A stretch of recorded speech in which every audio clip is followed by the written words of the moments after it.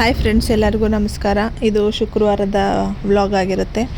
ಶುಕ್ರವಾರ ಆಷಾಢ ಶುಕ್ರವಾರ ಮೊದಲನೇ ವಾರ ಬಂದಿರೋದ್ರಿಂದ ನಾನು ಹಾಸನಲ್ಲಿರೋ ಚಾಮುಂಡೇಶ್ವರಿ ದೇವಸ್ಥಾನಕ್ಕೆ ಹೋಗೋಣ ಅಂತ ಹೊರಟೆ. ನನಗೆ ಈ ರಶಲ್ಲಿ ಮೈಸೂರಿಗೆ ಹೋಗೋಷ್ಟು ಆಗಲ್ಲ. ಮೈಸೂರಿಗೆ ಹೋಗೋಕ್ಕೆ ಆ ರಶ್ ನೋಡಿಬಿಟ್ರೆ ಸಾಕು ಅಂತ ಭಯ ಆಯ್ತಿತ್ತು. ಸೊ ನಾನು ಹಾಸನಲ್ಲೇ ಚಾಮುಂಡೇಶ್ವರಿ ದೇವಸ್ಥಾನಕ್ಕೆ ಹೋಗೋಣ ಅಂತ ಹೊರಟೆ. ಅಲ್ಲೂ ಅಷ್ಟೇ ರಶ್ ಇತ್ತು, ಆದರೆ ದರ್ಶನ ಅಂತೂ ತುಂಬ ಚೆನ್ನಾಗಾಯಿತು. ನೀಟಾಗಿ ಆಗುತ್ತೆ. ಬೇಗ ದರ್ಶನ ಮುಗಿಸ್ಕೊಂಡು ಆಚೆ ಬರ್ಬೋದು. ಹರಕೆ ಇದ್ದವರು ಹರಕೆ ತೀರ್ಸೋಕ್ಕೆ ಅಂತೇಳಿ ಆರತಿಗಳನ್ನ ರೆಡಿ ಮಾಡ್ಕೊತಾಯಿದ್ರು, ಆರತಿ ಎಲ್ಲ ಮಾಡೋಕ್ಕೆ ಅಂತೇಳಿ. ಆದರೆ ಒಂದೇ ಲೈನ್ ಕ್ಯೂ ಮಾಡಿರೋದ್ರಿಂದ ಬೇಗ ಬೇಗ ದರ್ಶನ ಮುಗಿಯುತ್ತೆ. ಇಲ್ಲೂ ಅಷ್ಟೇ ತುಂಬ ಚೆನ್ನಾಗಿ ಅಲಂಕಾರ ಮಾಡಿದರು ದೇವಿಗೆ. ತುಂಬ ಚೆನ್ನಾಗಿ ಕಾಣಿಸ್ತಿತ್ತು ನೋಡಿ. ಇಲ್ಲಿ ಇಷ್ಟು ರಶ್ ಇರಬೇಕಾದ್ರೆ ಇನ್ನು ಅಲ್ಲಿ ಇನ್ನೆಷ್ಟು ರಶ್ ಇರಬೇಡ. ಈ ಥರ ಆರತಿ ಎಲ್ಲ ಮಾಡ್ತಾರೆ ದೇವರಿಗೆ ಮುಂದೆ, ಅದು ಸಪ್ರೇಟ್ ಜಾಗ ಇರುತ್ತೆ ನೋಡಿ. ದೇವಿಗೆ ಎಷ್ಟು ಚೆನ್ನಾಗಿ ಅಲಂಕಾರ ಮಾಡಿದ್ದಾರೆ. ತುಂಬ ಅಂದರೆ ತುಂಬ ಚೆನ್ನಾಗಿ ಅಲಂಕಾರ ಮಾಡಿದರು. ಆರತಿ ಎಲ್ಲ ಮಾಡಬೇಕಾದ್ರೆ ಕೆಲವ್ರು ಕೂದಲೆಲ್ಲ ಹತ್ಕೊಂಡ್ಬಿಟ್ಟಿತ್ತು. ಸೊ ಹುಷಾರಾಗಿ ಆರತಿ ಮಾಡಿ ಅಂತ ಎಷ್ಟೇ ಹೇಳ್ತಿದ್ರು, ಈ ಕ್ರೌಡ್ ಕಂಟ್ರೋಲ್ ಮಾಡೋಕ್ಕಾಗ್ತಿರ್ಲಿಲ್ಲ. ಬಟ್ ಒಂದು ಲೈನ್ ಇರೋದ್ರಿಂದ ದರ್ಶನ ಬೇಗ ಬೇಗ ಆಯಿತು.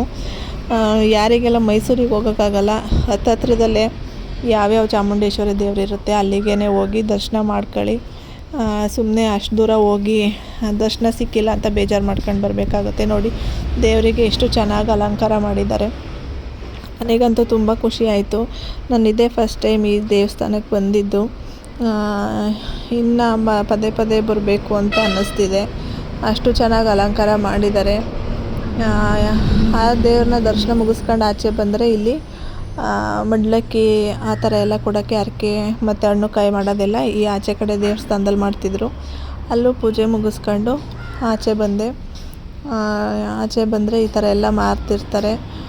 ಆಚೆ ಈ ಕಡೆ ಸೈಡು ಆರತಿಗೆ ಮತ್ತು ಪೂಜೆ ಸಾಮಾನೆಲ್ಲ ಇಲ್ಲಿ ಮಾರ್ತಿರ್ತಾರೆ. ಇದು ರಿಂಗ್ ರೋಡಲ್ಲಿರೋ ದೇವಸ್ಥಾನ. ಇನ್ನೂ ಜನ ತುಂಬ ಬರ್ತಾನೆ ಇದ್ದರು. ದೇವರಿಗಂತೂ ತುಂಬ ಚೆನ್ನಾಗಿ ಅಲಂಕಾರ ಮಾಡಿದರು.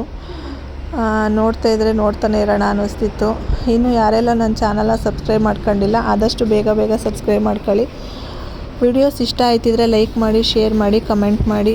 ಸೊ ದರ್ಶನ ಮುಗಿಸ್ಕೊಂಡು ಸಂಜೆ ಮನೆಗೆ ಬಂದರೆ ನನ್ನ ಮಗನಿಗೆ ಪ್ರಾಜೆಕ್ಟ್ ಕೊಟ್ಟಿದ್ದರು. ಅದು ಈ ಥರ 0 ಇಂದ 9ವರೆಗೂ ಈ ಥರ ನಂಬರ್ಸ್ ಮಾಡಿ ಅದನ್ನು ಟ್ಯಾಗ್ ಮಾಡಿ ಮ್ಯಾಥ್ಸ್ ಪ್ರಾಜೆಕ್ಟ್ ಅಂತ ಕೊಟ್ಟಿದ್ದರು.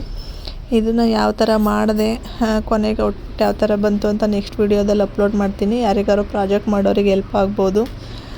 ಸೊ ಇದು ಶುಕ್ರವಾರದ ವ್ಲಾಗ್ ಆಗಿರುತ್ತೆ. ಇಷ್ಟ ಆದರೆ ಲೈಕ್ ಮಾಡಿ, ಶೇರ್ ಮಾಡಿ, ಕಮೆಂಟ್ ಮಾಡಿ. ಹಾಗೆ ಸಂಭ್ರಮ ಹರ್ಬಲ್ ಏರ ಎಲ್ಲ ಬುಕ್ ಮಾಡ್ಕೊಳ್ಳಿ. Thank you.